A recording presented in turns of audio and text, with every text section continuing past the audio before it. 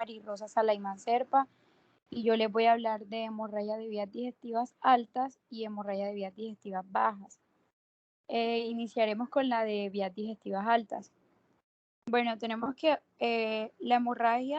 una hemorragia es un sangrado o punto sangrante y cuando nos referimos a vías digestivas altas, va entre el esfínter esofágico superior y el ángulo duodeno-yeyunal, es decir, el ligamento de Treitz. Una hemorragia de vías digestivas constituye una emergencia que requiere un ingreso, o sea, que requiere el ingreso del paciente urgente, debido a que lo que se va a tratar de prevenir es un shock hipovolémico e identificar con rapidez la lesión que está causando el sangrado para así proceder al tratamiento. Pasa, porfa. Bueno, en cuanto a la incidencia, tenemos que los casos han disminuido en los últimos años. Como ya les había dicho, esta es una de las causas más frecuentes de urgencias gastroenterológicas. La prevalencia, es decir, se da más que todo en pacientes con edades avanzadas, en compañía de enfermedades concomitantes, es más frecuente en los hombres, es, representa del 1 al 3,5% de las intervenciones en urgencias y se da de 60 a 100 habitantes, se da de 60 en cada 1000 habitantes anualmente y es la causa de mortalidad de un 8 al 10%. Pasa, porfa.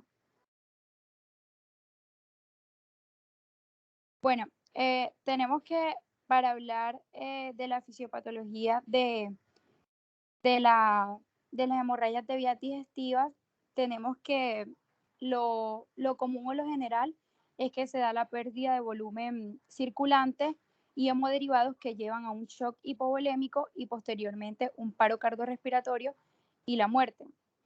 Pero para hablar o desglosar un poquito más de la patología, es necesario primero conocer la causa, es decir, lo que está derivando la hemorragia. Entonces tenemos que, por decirlo así, como algunos ejemplos de algunas patologías que nos conllevan a una hemorragia. En primer caso tenemos lo que puede ser una úlcera gástrica duodenal. Esta es una de las primeras causas de hemorragia de vías digestivas altas. Aquí lo que se va a dar es una lesión de la mucosa gástrica duodenal.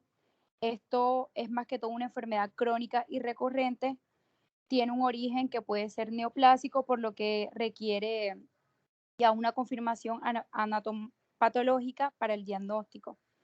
Y tenemos que lo que se da aquí es un desbalance entre el bicarbonato, las prostaglandinas, la unión y la regeneración celular.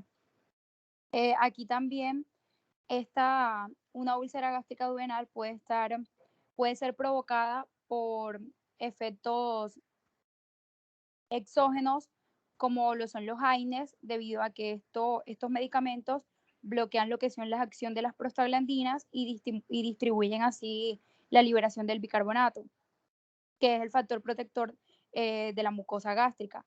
También tenemos el Helicobacter pylori, que es el productor de la ureasa. Esto lo que hace es que alcaliniza el medio local mediante la formación de urea de amonio. Este también es el causante de que aumente la inflamación debido a, ¿cómo es que es? A que la producción de gastrina aumenta. Bueno, otra causa también que nos puede dar una hemorragia de vías digestivas altas son las varices esofágicas gástricas. Tenemos que esto se puede dar también secundario a una hipertensión portal o a que hay un aumento en la circulación esplánica y la presión del sistema portal, lo que dificulta el drenaje del sistema venoso. También tenemos que otra causa de hemorragias de vías digestivas altas puede ser el síndrome de Maroli-Weiss. Esto lo que hace es que ocurre un desgarre, pero no perfora totalmente la mucosa gastroesofágica, pero sí hay un aumento brusco en la presión abdominal. Por eso es que un paciente cuando llega con síndrome de Maroli-Weiss llega con muchos vómitos y tos.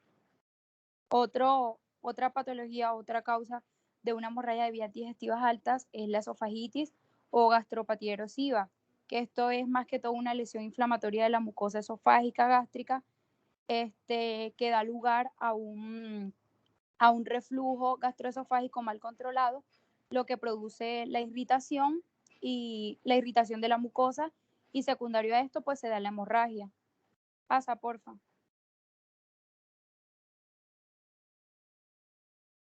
Bueno, como ya les había dicho, las hemorragias de vías digestivas altas son una emergencia porque la idea es prevenir el shock hipovolémico del paciente e identificar con rapidez la lesión, el punto de sangrado. Es importante de que se atienda en las primeras 72 horas. También, en lo general es que el 95% de ellas se atienden en las primeras 72 horas. Menor al 5% entre los primeros 7, entre los primeros 3 y 7 días. Y después de esto, el 1%, que ya es como la población que corre más riesgo y más complicación. Pasa, por favor. Bueno, hola. Un momento.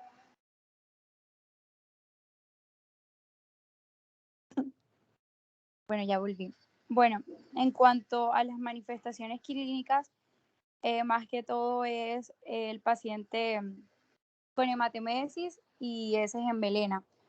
Pero también puede llegar un paciente aturdido, con dificultad para respirar, puede llegar hasta un paciente desmayado, con dolor en el pecho y dolor abdominal. Pasa, porfa. Bueno, para realizar el diagnóstico tenemos que, primero, es necesario tener en cuenta la clínica del paciente. Este, cómo llega el, cómo llega el paciente al consultorio, todo. Bueno, también lo primero que se debe realizar es un examen hemodinámico. Luego se debe evaluar la actividad de la hemorragia, las condiciones médicas del paciente, y se debe tener mucha precisión a la hora de realizar el interrogatorio de los antecedentes del paciente. Es necesario también recalcar si el paciente, la ingesta de AINES, qué tan frecuente es, el consumo de alcohol y si el paciente ya ha tenido antecedentes de pasado ulceroso, de problemas gástricos, de reflujo, etcétera.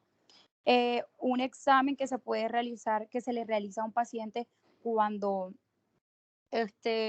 para confirmar la hemorragia de vías digestivas altas, es una endoscopia. Con esto lo que se busca es establecer el origen de la hemorragia. También esto se utiliza esto permite realizar hemostasia de la lesión sangrante y nos permite ya establecer con más claridad un pronóstico. Tenemos que también se puede realizar una angiografía selectiva. Esta, no, o sea, puede dar negativa si la hemorragia no es significativa o el sangrado es intermitente. Y tenemos que, si se hace la endoscopia y fue negativa, pero la hemorragia persiste, se realiza la angiografía selectiva. Pasa, porfa. Bueno, la clasificación de Forres para establecer el porcentaje de sangrado, tenemos que se divide en activo, reciente y sin sangrado. En el activo tenemos el tipo 1A y el tipo 1B. El 1A va a chorro, que es en JEP, y representa un riesgo de sangrado de un 90%. El 1B, que es goteo, que también se le conoce como babiante, va en un porcentaje de sangrado del 20 al 30%. En el reciente tenemos 2A, 2B y 2C. El 2A es cuando los vasos están visibles, no sangrantes, y representa un porcentaje del 30 al 51%. El 2B es cuando el rojo adherido, el porcentaje de sangrado es del 25 al 41%. El 12 es cuando ya hay un fondo ulceroso hemático y va del 0 al 5%. Y ya cuando es sin sangrado, que es tipo 3, es la lesión limpia, que va del 0 al 2%. Pasa por. Bueno, el tratamiento, es necesario tener en cuenta lo que está provocando el sangrado, es decir, el punto de la lesión. Porque aquí vamos a tener mucho en cuenta lo que el profesor nos explicó ayer de la ¿cómo es que es? De la reanimación por líquidos. Este, entonces, era como el ejemplo que él nos explicaba. Si no identificamos el punto de la lesión, Mari, dígame, profe. es reanimación con líquidos por metas, no Eso, reanimación. Eso, ok, es, dale. Listo. es eso, profesor, reanimación por líquidos con meta. Porque era como el ejemplo que colocaba el profesor, que como tenemos un vasito, si no identificamos el punto que está provocando la descompensación, que está provocando la fuga, por más que metamos, por decirlo así, no vamos a lograr compensar toda la pérdida. Bueno, entonces tenemos que el tratamiento se basa en tres principios: establecer la magnitud de la pérdida sanguínea y la repercusión hemodinámica. El segundo punto, el segundo principio es el diagnóstico de la lesión causal, y el tercer punto es controlar la hemorragia y prevenir una nueva hemorragia. En cuanto a la reposición de la volemia, era como nos explicaba el profesor, que se realiza con Harman y solución salina, pero es necesario colocar 2 vías. Entonces, también, si es posible, colocar una sonda nasogástrica y una sonda vesical. Pues el profesor nos estaba explicando ayer que lo que se está utilizando ahora es líquido por kilogramo peso, y se observa si el paciente tiene respuesta, la respuesta del paciente. Bueno, la hemostasia endoscópica, el 90% de los casos se controla la hemorragia con la reposición de volemia. Y esto lo que hace es que disminuye el riesgo de que haya que realizarle una cirugía al paciente, una cirugía intrahemorrágica. Para la hemostasia endoscópica, los métodos más utilizados son el plasma argón, la inyección de adrenalina y la terapia mecánica. Y ya en el Mari, caso de... Dígame, profe. ¿qué es una cirugía intrahemorrágica? Ay, profe, la cirugía que hay que realizarle al paciente Pero no para... entiendo qué es eso de intrahemorrágico, no entiendo. Ay, pero si yo busqué un artículo y leí por ahí de eso. Sí, pero es O que el sea, concepto intrahemorrágico no logro entenderlo. O o sea, sea, ¿qué? es más que todo como evitar, o sea, si no se evita con la reposición de volemia, si la reposición de volemia no da una respuesta y no se encuentra la causa, lo que está generando la hemorragia, hay que abrir al paciente, o sea, realizar una cirugía con plena hemorragia, y es que se va a identificar, o sea, eso fue lo que entendí yo, identificar Bueno, la mira, causa. bueno, espera. Listo. Es cierto que si un paciente está descompensado hemodinámicamente por un sangrado importante y yo no he hecho diagnóstico, ¿verdad? Entonces tendría que intentar operarlo. Pero ¿qué pasa? De las pesadillas a las que no se quiere enfrentar un cirujano, pero no solamente por él, sino por el paciente, obvio, es a tener que operar a un paciente con una hemorragia digestiva sin diagnóstico. Porque la pregunta es, ¿qué voy a abrirle? Entonces alguien dirá, bueno, si tiene una alta, vas a abrir y vas a abordar el tracto digestivo superior, que ahora que las clasifiques nos daremos cuenta que las altas son las que están por encima del ángulo de Treitz y son las producidas en el esófago por varices esofágicas, en el estómago por enfermedad de Mallory-Weiss, por el síndrome de Dielofoy, por la gastritis erosiva, por las úlceras, ¿verdad? Bueno, listo. Pero entonces, cuando uno tiene que operar a un paciente de esto, dice, baja, ¿qué le abro?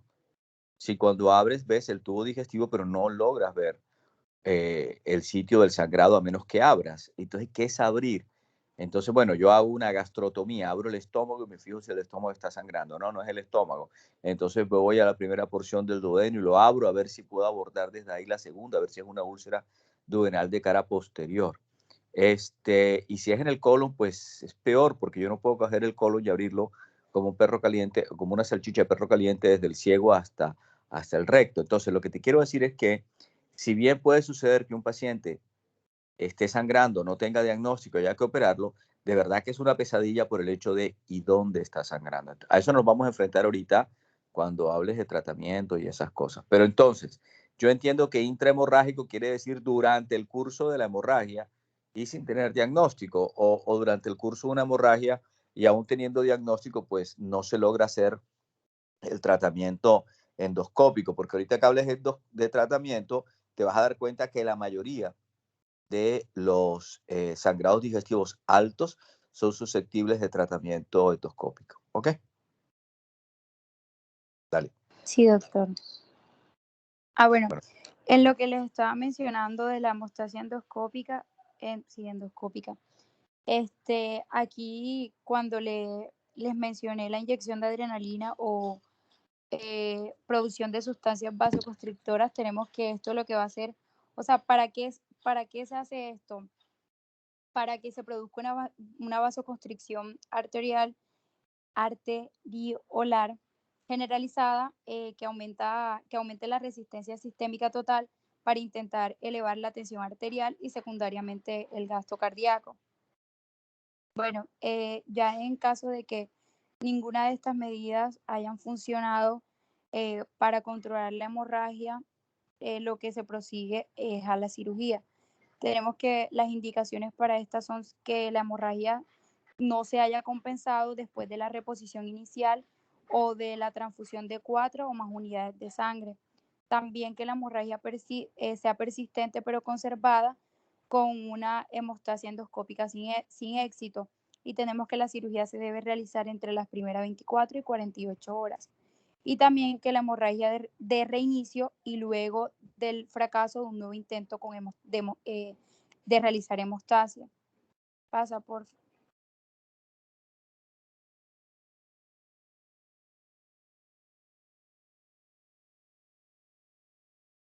Bueno, estas son las indicaciones absolutas, las indicaciones de prevención. Tenemos que, en las absolutas tenemos una pérdida permanente de la sangre refractaria a la terapia endoscópica.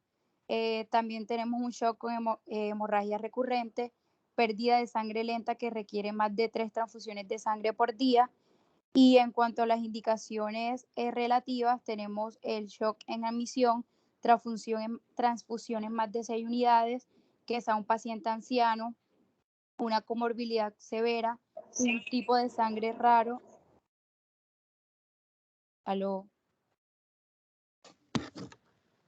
Dale, te estamos escuchando. Comorbilidad severa, un tipo de sangre raro o que rechace la transfusión o sospecha de malignidad en una úlcera gástrica. Pasa, por favor.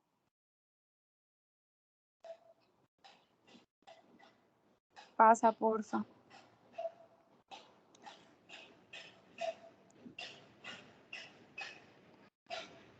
Bueno, ahora vienen las hemorragias de vías digestivas bajas.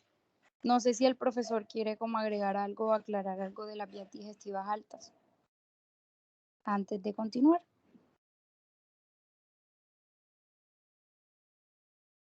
No, bueno, sigo. Bueno, las hemorragias de vías digestivas bajas se define también como la pérdida de sangre. Espérate un momento. Que sí Por tenía eso algo fue para que decir, pero sí, por pero eso fue que espérate. dije. Sí, pero cuando toqué los botones de esta vaina se fue la llamada y me tocó conectarme. Bueno, entonces paren bola. Bueno. Espérate un momento. Mari, ¿cómo defines la hemorragia digestiva? ¿Cómo defines el sangrado digestivo alto?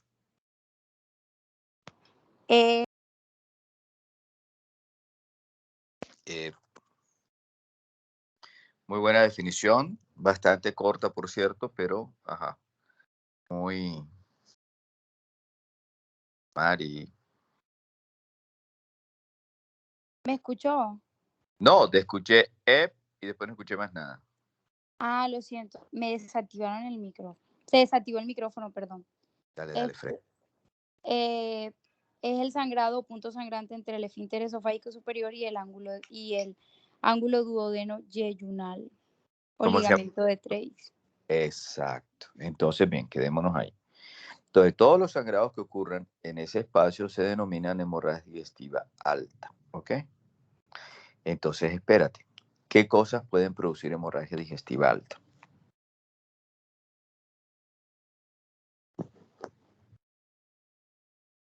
Me está preguntando a mí. Yeah, maracuyá, si eres tú con la que estoy hablando. Bueno, una úlcera gástrica, una úlcera duodenal, unas varices esofágicas, como yo mencioné, el síndrome de Maroli-Weiss,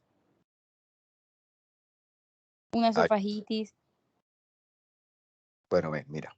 En algún un CA momento, gástrico. espera. En algún momento vamos a hablar de cada una de ellas. Ya yo hablé de ellas. Qué espectáculo. Ya yo hablé de ellas, yo las mencioné y expliqué No, por qué causaban una hemorragia de vías digestivas. bueno, entonces ven acá. ¿Y por qué la causa el síndrome de Mallory-Weiss? ¿Que por qué la causa del síndrome de Maroli-Weiss? No. ¿Verdad? ¿Que por qué el síndrome de Mallory-Weiss causa hemorragia? ¿Qué es el síndrome de Mallory-Weiss? Porque causa desgarres en la mucosa gastroesofágica Ujú. debido a aumentos bruscos de la presión abdominal. Explícate mejor cómo es ese aumento brusco de la presión intraabdominal.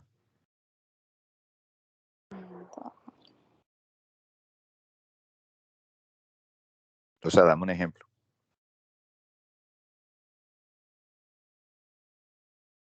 No le cierres el micrófono a la pelada.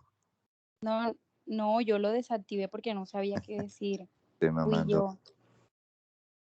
Estoy bromeando porque sé exactamente que fuiste tú, pero como allá. Bueno, ajá, ¿por qué crees que es sangre? A ver. ¿Que por qué creo que hay sangre? No, mi vida hermosa.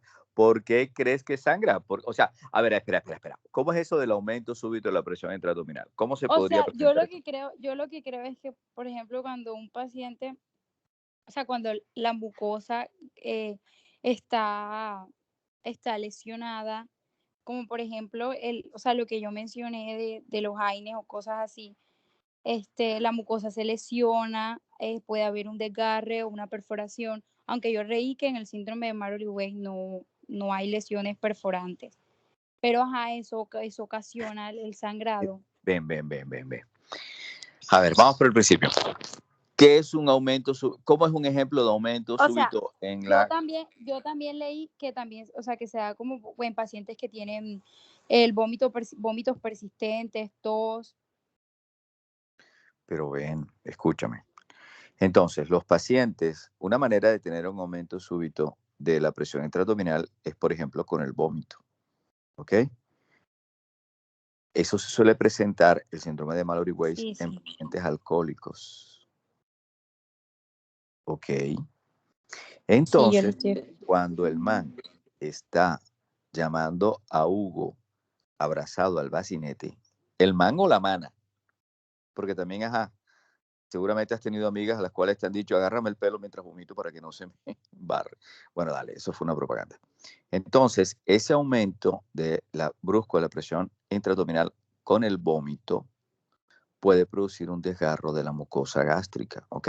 Son desgarros lineales, ocurren en dirección al cardias, y esos desgarros de la mucosa traen como consecuencia sangrado, ¿ok? Entonces, Sí. en el síndrome de Mallory-Weiss, el mecanismo de producción de la ruptura de la mucosa es con aumentos súbitos de la presión intraabdominal, y la manera más común con la que porque aumenta la presión intraabdominal es con el vómito, ¿ok? Y esto uno lo suele ver más relacionado con el tema del alcoholismo. ¿Listo? Bien. ¿Qué otra enfermedad encontraste? ¿Qué otra patología? Encontré también esofagitis, Bueno, pues sigue, a va- ver. varices esofágicas. Bueno, quédate, estacionate ahí. ¿Cómo se producen las varices esofágicas? Pueden ser, se producen por un aumento de la circulación esplánica y la presión del sistema portal. Ok, bien. ¿Y por qué se produce el aumento de la presión en el sistema portal? ¿Cuál es la causa más común de eso? Porque hay una dificultad en cuanto al drenaje venoso. Sí, pero ¿por qué?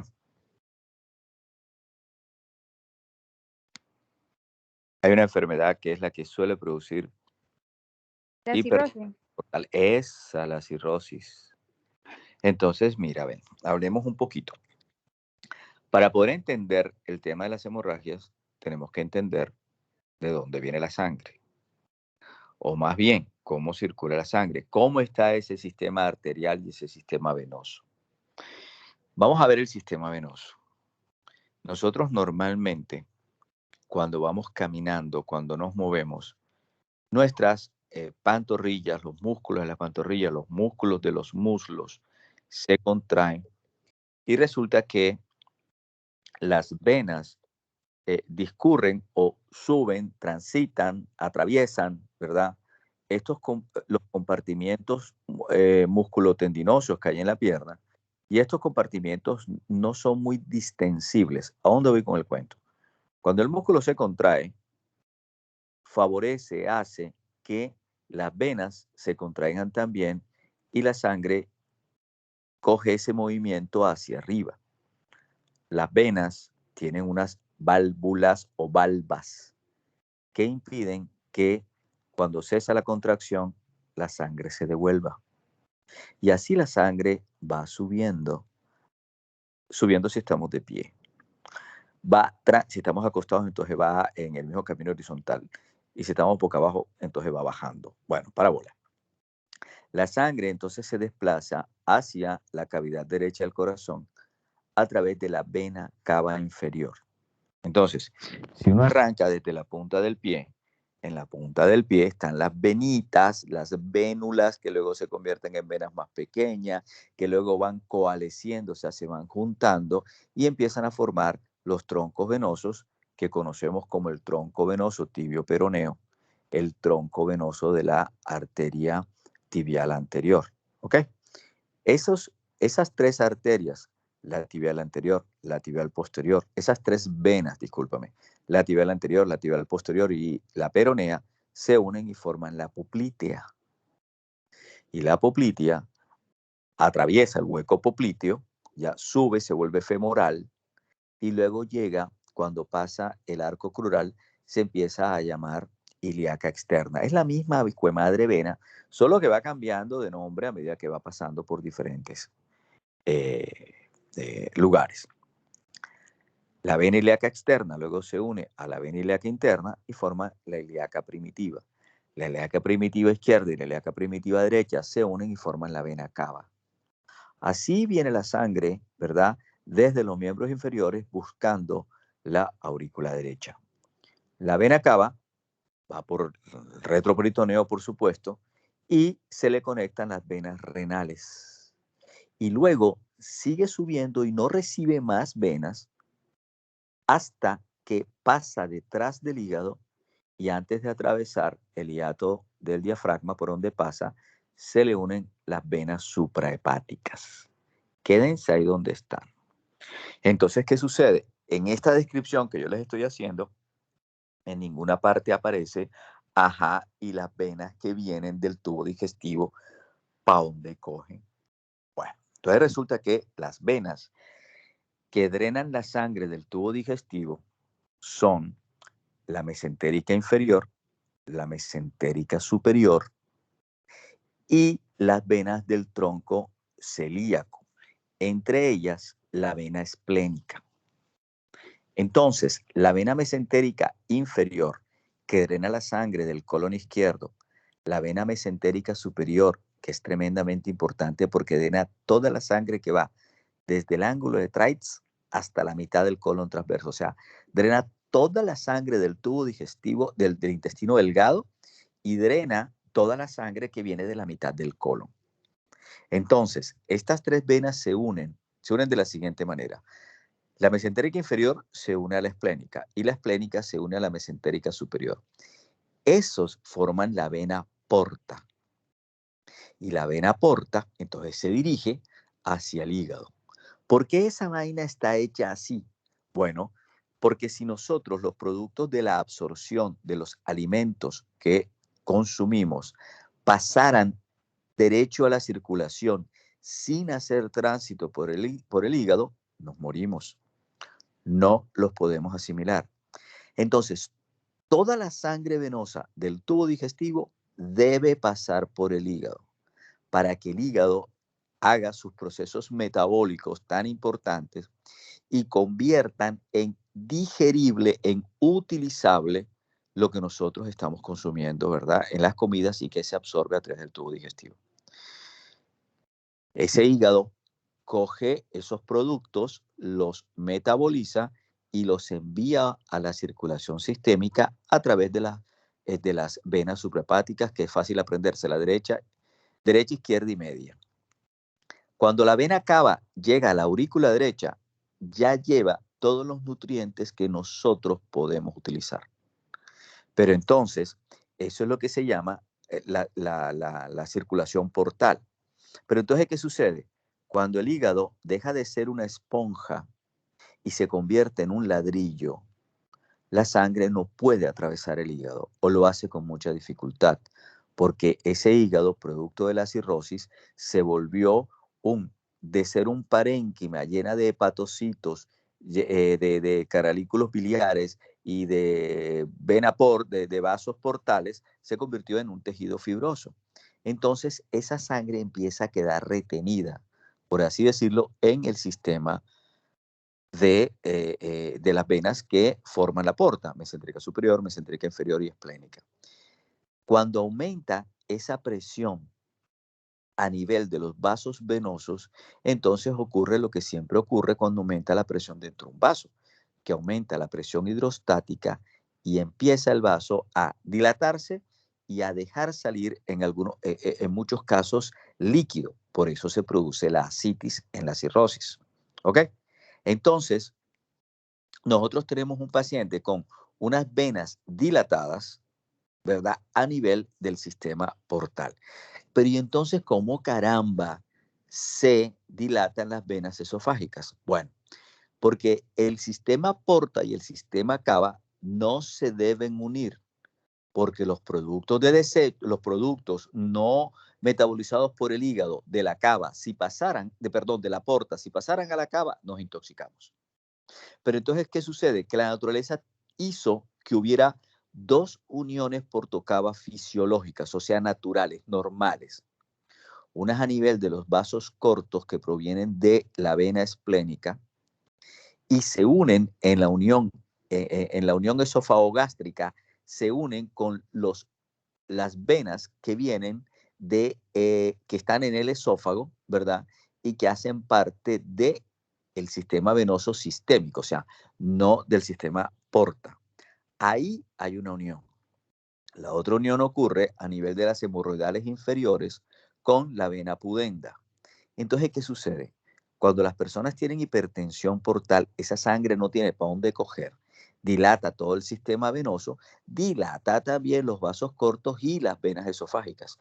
Y por eso se producen las varices esofágicas. ¿Ok? También se producen hemorroides por aquello del plexo hemorroidal inferior. Pero estas hemorroides no van a matar a nadie y las varices esofágicas sí, por eso las más conocidas son las varices esofágicas. Entonces, nosotros es importante que entendamos ese mecanismo porque por ese mecanismo entendido así es que vamos a entender que el manejo de las varices de la hipertensión portal es un manejo eminentemente médico, o sea, con medicamentos, con espironolactona como diurético, aumentando mejorar el estado nutricional del paciente y que la presión oncótica en el vaso no sea tan baja, ¿verdad? Entonces, el tratamiento quirúrgico de las varices esofágicas suele ser dado por el manejo endoscópico. Entonces, es importante que nosotros entendamos eso para poder, digamos, entender cómo es el tratamiento, tanto médico como quirúrgico, y también porque se los van a preguntar en el examen. ¿Ok? Bueno, dale, Mari.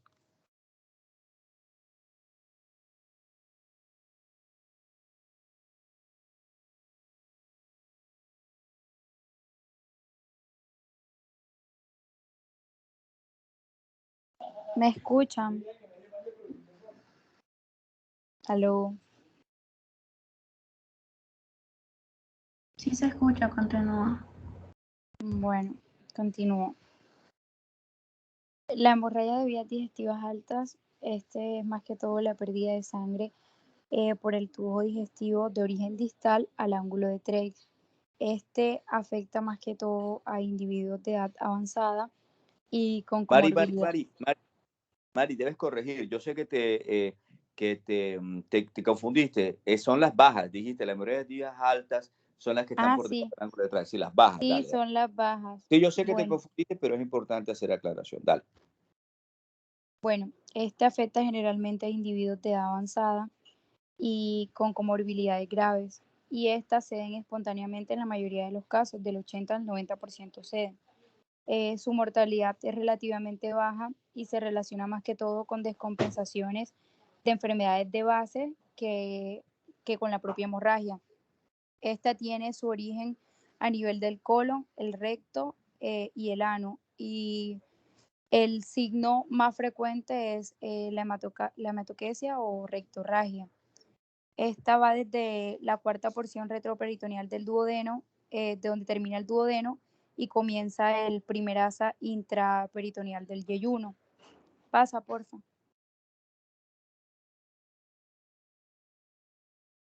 Bueno, en cuanto a la etiología, esta varía mucho. Tenemos que de niños a adolescentes puede ser por el divertículo de Meckel, pólipos y cuadros inflamatorios intestinales.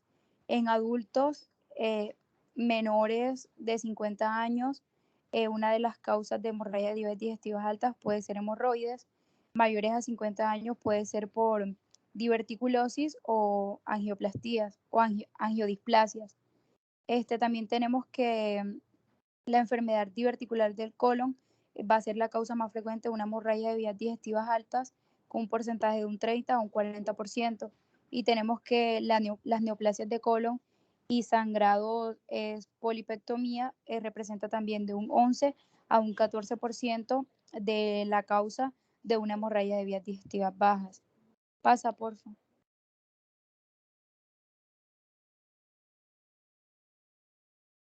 Bueno, en cuanto a las etiologías, también Mari, perdona que te interrumpa. no ¿Tú en se algún momento preocupen. vas a hablar del diagnóstico y el tratamiento de las dos juntas? No, yo hablé de diagnóstico y tratamiento Ah, de las altas ¿Cómo es y cómo es el diagnóstico de las altas? Dime. yo dije que se realizaba una colonoscopia No, no. en Mari, las las altas, altas, una las altas. endoscopia, perdón, una ¿Cómo se endoscopia llama? ¿Cómo se llama esa endoscopia? ¿cómo se llama la endoscopia? Sí, ¿cómo se llama?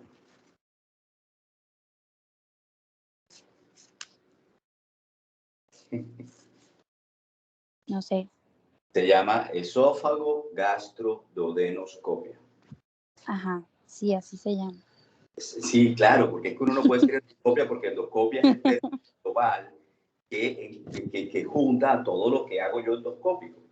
Entonces es una esófago gastroduodenoscopia, ¿ok? Porque Como es esófago, gastro, duodenoscopia. duodenoscopia. Ajá. O endoscopia digestiva alta, pero si yo digo esófago gastroduodenoscopia, que entre otras vainas así como aparece, yo entiendo a qué le estoy haciendo la endoscopia, ¿no? Al esófago, Sí, al al esófago, esófago, al duodeno. Ajá, sí. claro, entonces es más descriptivo que decir duodenoscopia, ¿ya? Ujú. Perdón, endoscopia digestiva alta. Porque es importante el diagnóstico de Ay, la sal. porque nos permite establecer el punto de la lesión y así poder controlar el sangrado en caso de que las medidas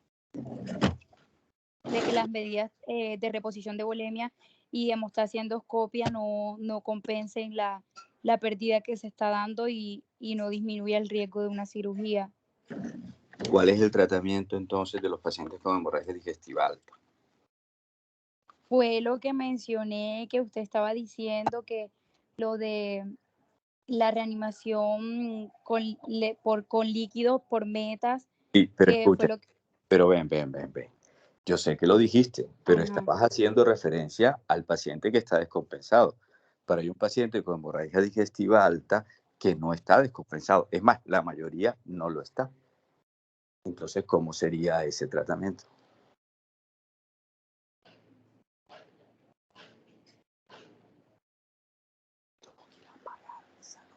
Mm, pero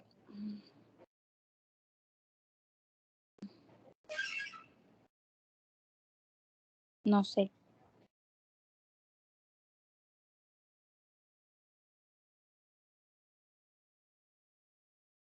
O sea, no es Ajá. o sea, que se realiza la endoscopia. Por eso, mira, cuando La, un paciente la, ingresa, la, la, escúchame, la terapia con endoscopia también sirve como tratamiento. pero espérate, hombre. El paciente te ingresa a la urgencia con una hemorragia digestiva alta, ¿verdad?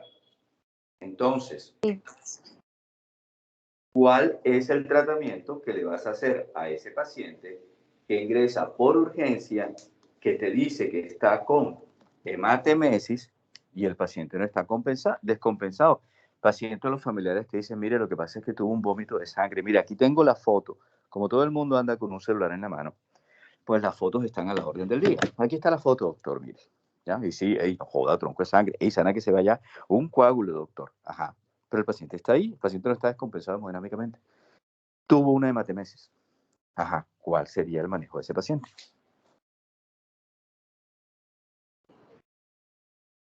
Taratatán.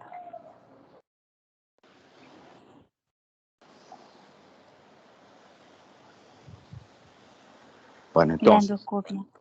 no, espera un momento. Ese paciente ingresa y ese paciente entonces nosotros debemos canalizarle una vena, ¿oíste? Debemos canalizarle una vena, debemos pedirle unos exámenes. Nosotros podemos iniciar terapia con omeprazol, ¿ok? ¿Qué es el omeprazol?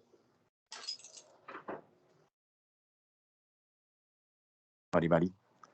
El omeprazol es unos medicamentos que se llaman inhibidores de la bomba de protones, así se llaman. No tiene nada que ver con que hay una bomba nuclear por ahí que vaya a estallar. Los inhibidores de la bomba de protones disminuyen la secreción ácida. Entonces, como la fisiología o la fisiopatología de los sangrados digestivos a nivel del estómago y el duodeno está asociada a enfermedades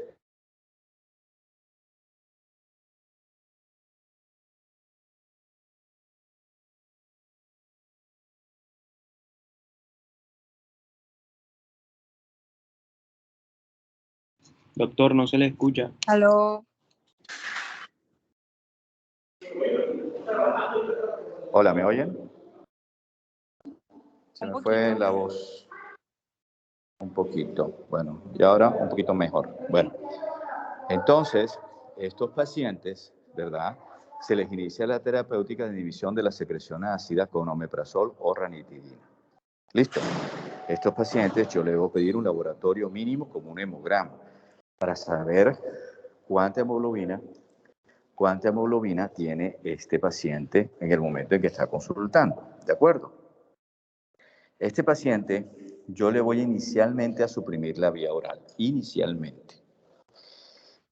Y a este paciente yo voy a tratar de hacerle una endoscopia. ¿Qué es tratar de hacerle? Yo la debo pedir, ¿oíste? Porque es un elemento básico y esencial para poder hacer diagnóstico, por supuesto, y de pronto, si es posible, como en la mayoría de los casos, que es el tratamiento endoscópico. ¿De acuerdo? Espérate un momentito, que de pronto se me corta. ¿No? Quédense un momento.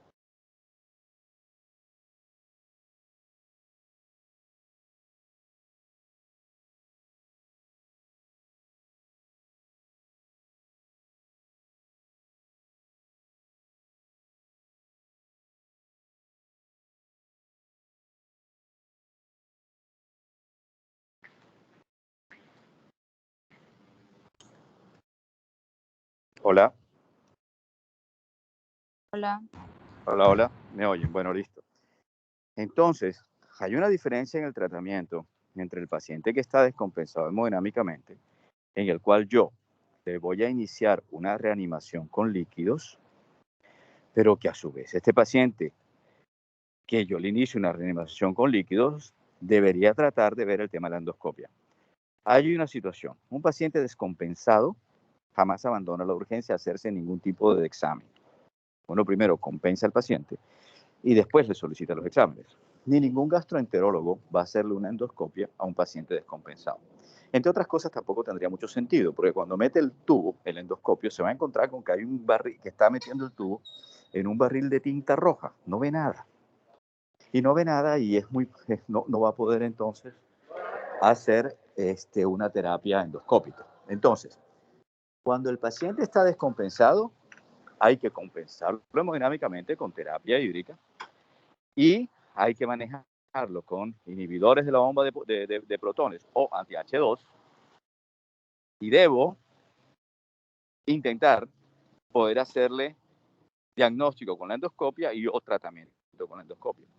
El paciente que no está descompensado, no tengo ningún paciente al cual hacerle una terapia hídrica de reanimación porque no está descompensado, pero entonces le inicio el tratamiento con inhibidores, los medicamentos que inhiban la secreción ácida, como omeprazol o anti-H2, voy a tener exámenes de laboratorio que me informen de su estado y debo hacerle la endoscopia para poder hacer el diagnóstico. Claro, la endoscopia será mucho más fácil o factible en los pacientes no descompensados. En el descompensado es absolutamente imposible.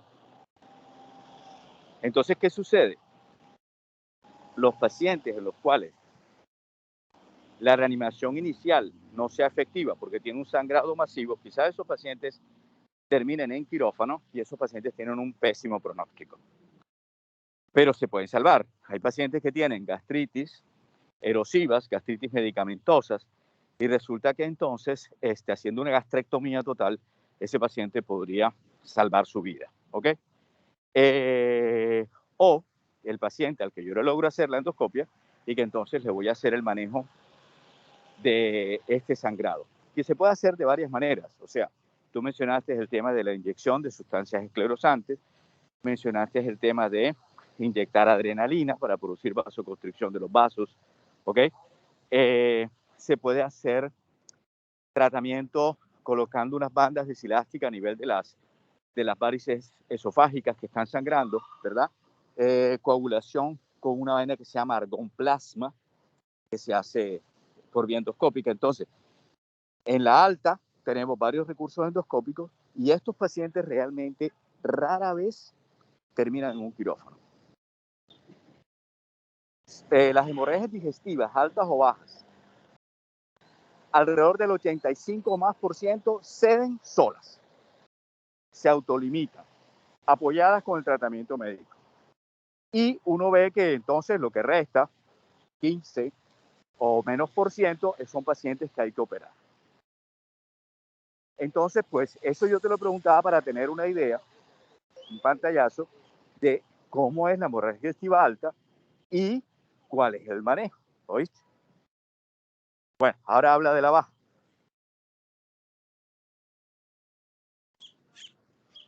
Ya. Déjame un momento que estoy conectando, que se me va a apagar el computador, no me había dado cuenta.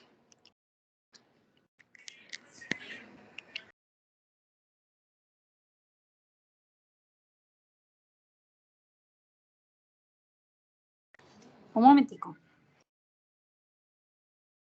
Te oigo.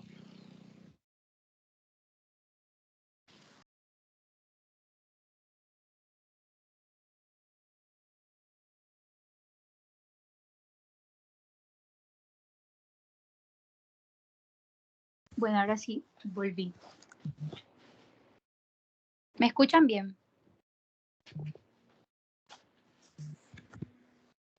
Sí, yo te escucho, dale. Bueno, ya hablando de la etiología de la causa de una hemorragia de vías digestivas altas, tenemos que del 9 al 21% la causa puede ser una colitis ya sea isquémica e infecciosa. Del 11 al 13% puede ser de origen anal o rectal, como lo son las hemorroides internas, una fisura anal, una fístula anal, varices rectales y el síndrome de la úlcera rectal solitaria.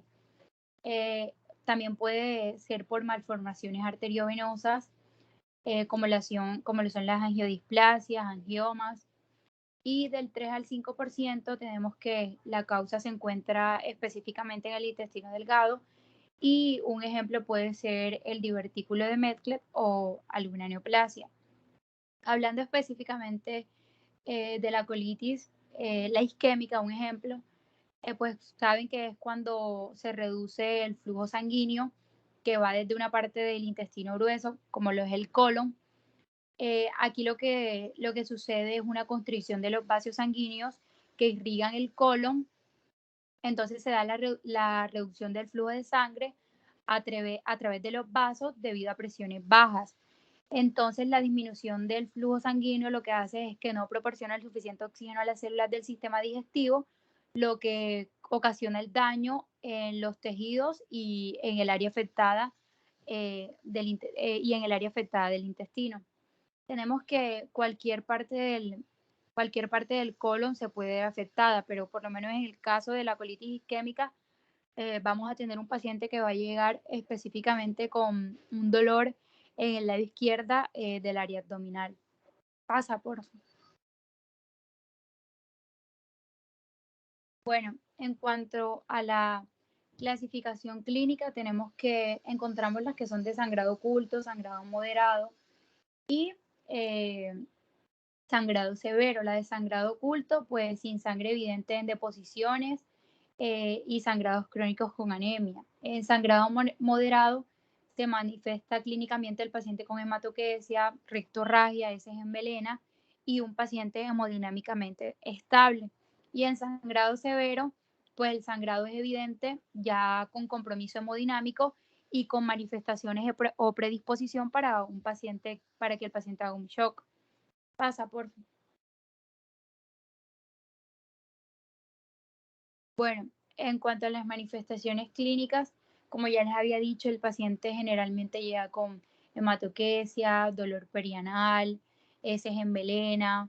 El paciente puede llegar con dolor abdominal o también puede ser indoloro. Y se dice que cuando hay un sangrado anal y es indoloro, o sea, según lo que leí, es como un pronóstico para mayor severidad en el caso de la causa de la hemorragia.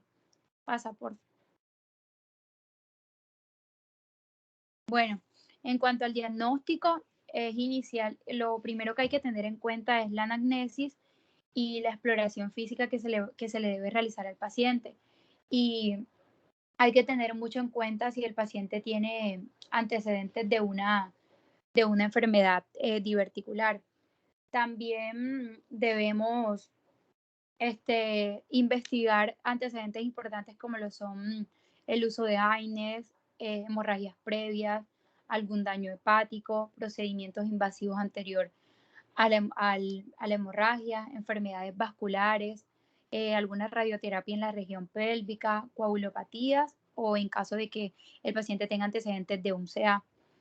También tenemos que el signo clínico de una hemorragia de vías digestivas bajas en pacientes mayores, tenemos que estos van a acudir con una hematoquesia sin alteraciones ortostáticas.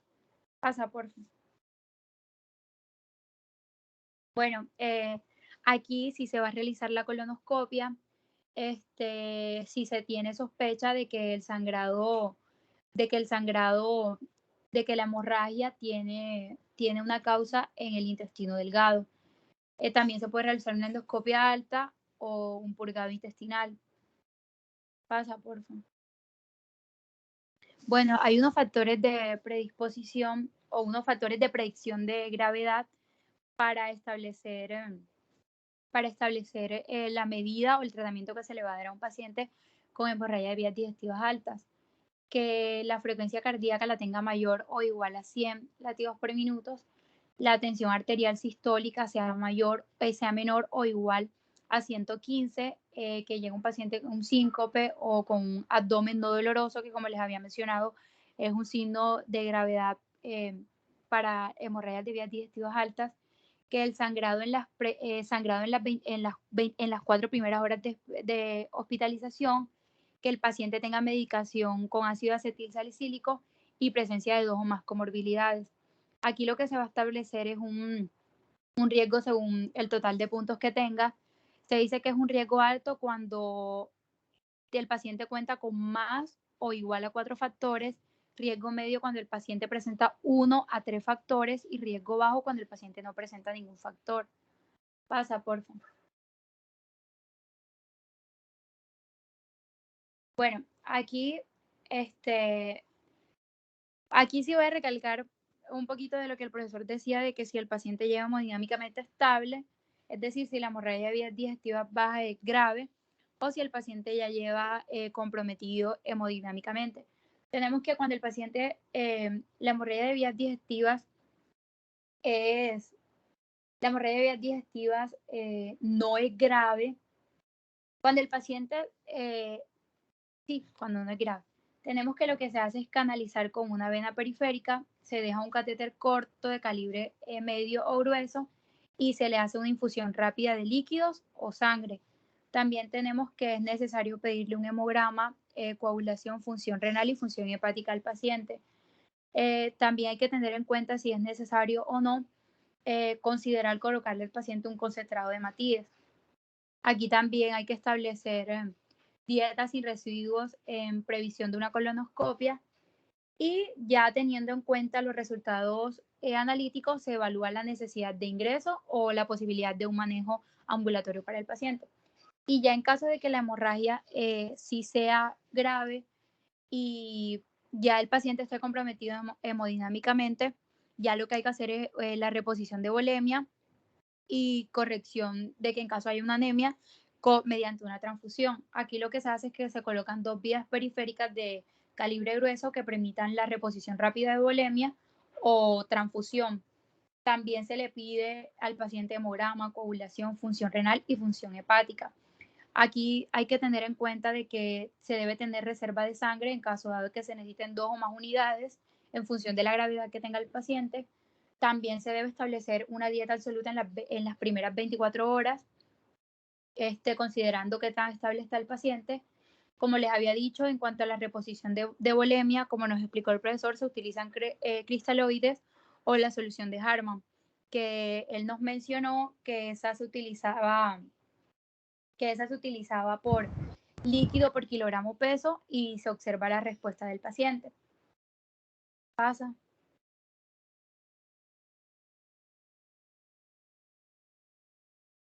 Pasa, porfa. Ah, ya pasaste. Ya. No, ya es que no me salía la diapositiva, pero ya pasaste. Bueno, en caso de una hemorragia aguda del tubo digestivo bajo, cuando no hay inestabilidad hemodinámica, tenemos que, si esta persiste, se debe evaluar la necesidad de oxigenoterapia, vía central, sonda urinaria y fármacos vasoactivos. Bueno, tenemos también que cuando hay inestabilidad hemodinámica, lo que se hace es una endoscopia de vías altas. Posterior a eso se le puede realizar una colonoscopia. En la de no inestabilidad hemodinámica, más que todo la presenta pacientes de edad menor a 40 años, que estos, lo que se realiza una colonoscopia en caso de anemia ferropénica o que tengan antecedentes de cáncer de colon o antecedente familiar de cáncer de colon o una hemorragia abundante. Y en los pacientes mayores a 40 años se les realiza también colonoscopia. En caso de que el origen se ha identificado, la hemorragia se detiene. Y en caso de que el origen se ha identificado y la hemorragia persista, lo que se va a realizar una angiografía. Si la hemorragia persiste, ya toca realizarle una cirugía al paciente. Y en caso de que el origen no se ha identificado y la hemorragia también persista, pues lo que hay que hacer es una investigación más exhaustiva del origen de la hemorragia, debido a que este todavía es desconocido. Ya pasa, por favor.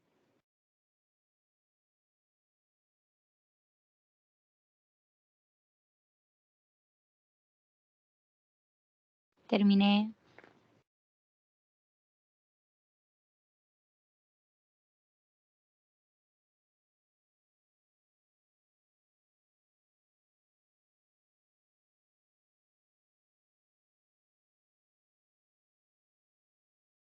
Profe, ya terminé. Ok, no, es que estaba tratando de hablar contigo y no podía. Eso fue todo lo de hemorragia, ¿cierto? Sí, eso fue todo. Bueno, entonces, habíamos dejado el siguiente tema para el grupo de mañana, ¿ok? Porque no había tenido oportunidad el grupo, porque yo di los temas un poquito tarde para poder hacer la clase. Entonces, paramos acá y continuamos mañana con abdomen agudo, el grupo que va a exponer mañana. Por favor, lean, porque esto que dijo Mari es bastante corto, bastante escueto, entonces necesitamos, ¿verdad?, afianzar eso, ¿ok? Ok. Ok, Angie, Señor. bueno, ya cuadraste el tema con el grupo de mañana, ¿no? Sí, ya. Bueno, listo, pues dale entonces. Bueno,